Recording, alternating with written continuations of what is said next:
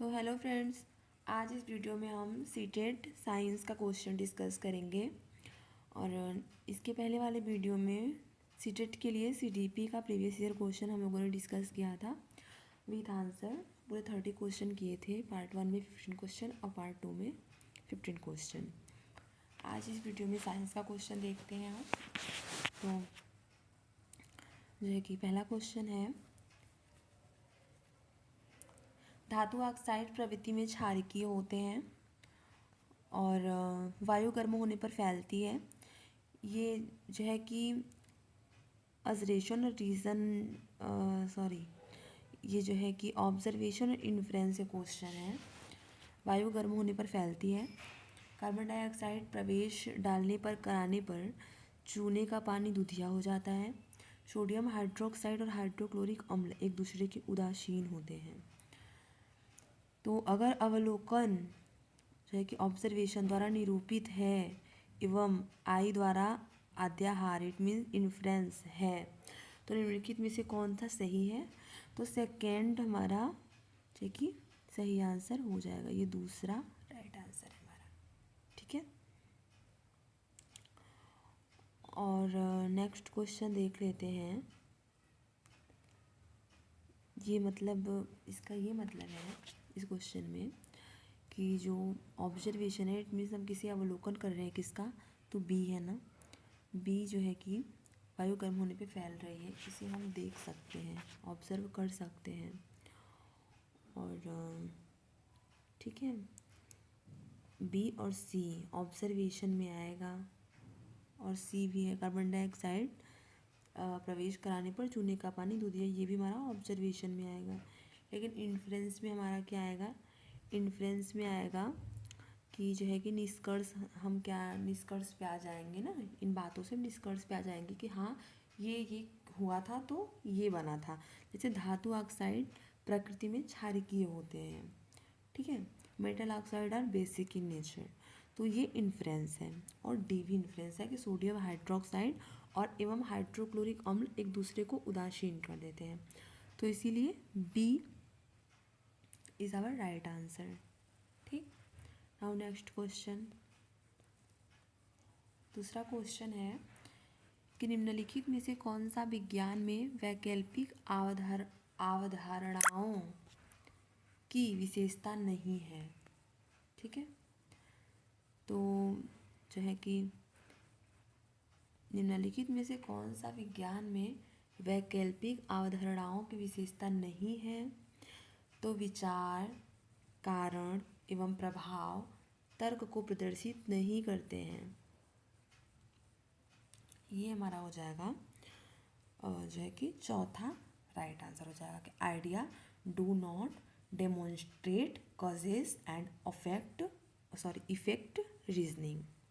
ठीक है, हम नेक्स्ट क्वेश्चन देख लेते हैं। ये ऑब्जर्वेशन और रीजन से क्वेश्चन है। और निम्नलिखित कथनों को पढ़िए और सही उत्तर का चुनाव करिए। तो ऑब्जर्वेशन क्या है? रीजन पढ़ लेते हैं क्वेश्चन पहले।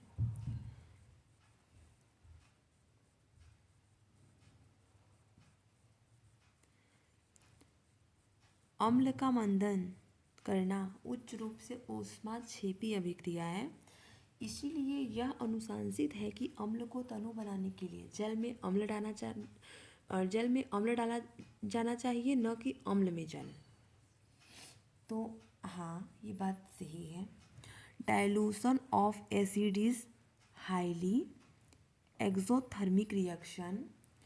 It is recommended that acid should be added to water for diluting the acid and not vice versa।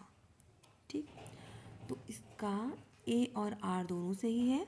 R A की सही व्याख्या करता है। ठीक है, नाउ नेक्स्ट क्वेश्चन देखते हैं।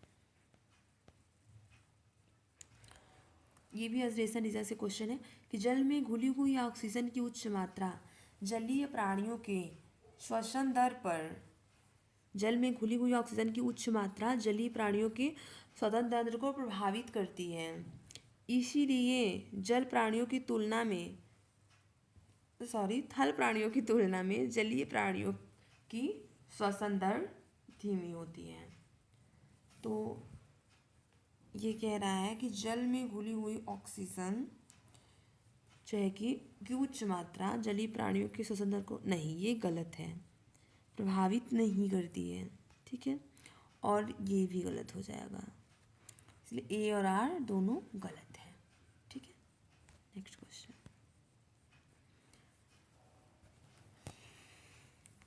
चौथा क्वेश्चन है, ये भी एडजेसेंट रीजन से क्वेश्चन है।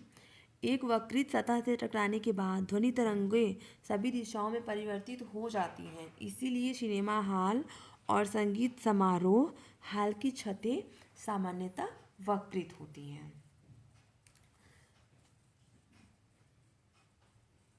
तो एडजेसेंट रीजन से ये भी क्वेश्चन है हमारा कि sound wave after streaking curve surface get reflect in the all direction so that the ceiling of cinema hall and concert hall are generally curved। तो इसका हो जाएगा both A and R are true and R is the correct explanation of A। तो पहला right answer हो जाएगा हमारा। Now next question 66 question है, 5वां क्वेश्चन है। निम्नलिखित में से कौन सा वैज्ञानिक अनुसंधान अन्वेषण के बारे में सही है? परिणाम क्रिया विधि द्वारा प्रभावित नहीं होते हैं। किसी अनुसंधान अन्वेषण में सामाजिक संदर्भ प्रभावित करते हैं। हाँ, ये बात सही है। आंकड़े और साक्ष्य समान होते हैं। नहीं, ये बात गलत है। डाटा और एविडेंस आर सेम, ये नहीं हो सकता है। कोई भी सर्वव्यापी वैज्ञानिक विधि नहीं है, कोई भी सर्वव्यापी वैज्ञानिक विधि नहीं है।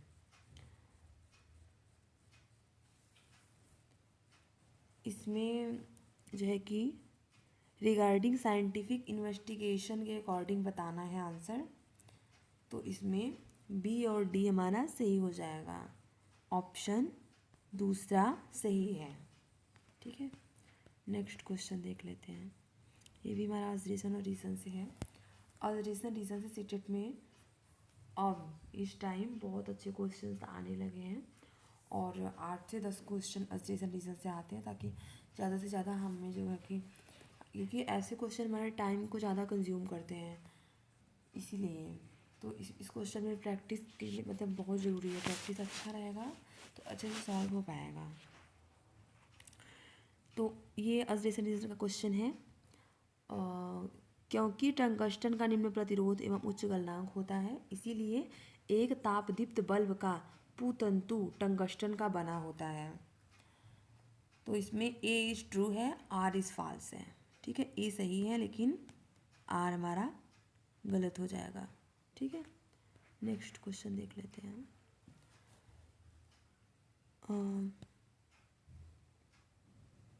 68 है। एक ये क्वेश्चन अच्छा आया था, बट एग्जामिनेशन हॉल में वही रहता है ना कि इतना मतलब इतनी घबराहट नर्वसनेस रहती है कि हम ध्यान नहीं दे पाते हैं। तो ये क्वेश्चन अच्छा था बट एग्जामिनेशन हॉल के लिए मतलब वहाँ पे ये प्रॉब्लम क्रिएट कर रहा था। एक प्लास्टिक की बोतल में भिन्न भिन्न ऊंचाइयों पर समरूप 3 छेद किए गए। बोतलों में पानी से भर दिया गया। निम्नलिखित में से कौन सा कथन छेदों से पानी के प्रवाह यानी बहाव के बारे में सही है? निम्नतम छेद से पानी अधिक बल से बाहर आएगा, उच्चतम छेद से पानी अधिकतम बल से बाहर आएगा।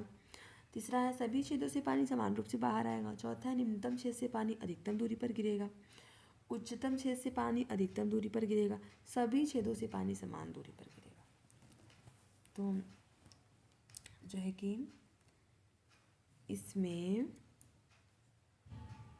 निम्नतम जो ये कन्फ्यूज़न इसमें अच्छा क्रिएट होगा ऐसे क्वेश्चंस में, पर इसमें जो है कि निम्नतम छेद से पानी अधिकतम दूरी पर गिरेगा, ये सही हो जाएगा। और इसका ये जो है कि डी आंसर राइट है। तो इसमें और सभी छेदों से निम्नतम छेद से पानी अधिकतम दूरी पर गिरेगा, तो ये ए और डी राइट आंसर है। ठीक है।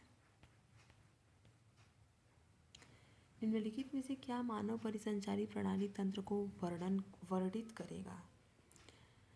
तो which of the following characterized human circulatory system? निम्नलिखित में से क्या मानव परिसंचरण सर्कुलेटरी सिस्टम को प्रभावित करेगा? तो इसका चौथा आंसर राइट है, close double circulation. Which of the following characterized human circulatory system? तो हाँ, हमारा क्लोज और डबल सर्कुलेशन होता है। ठीक है,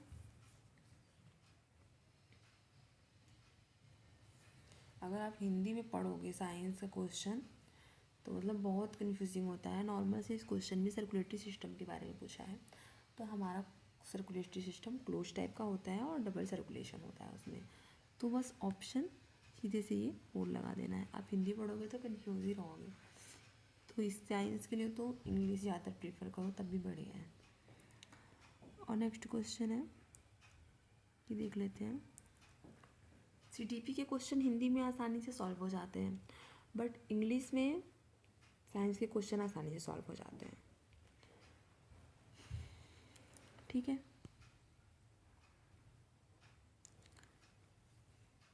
ठीक है, नेक्स्ट क्वेश्चन देख लेते हैं।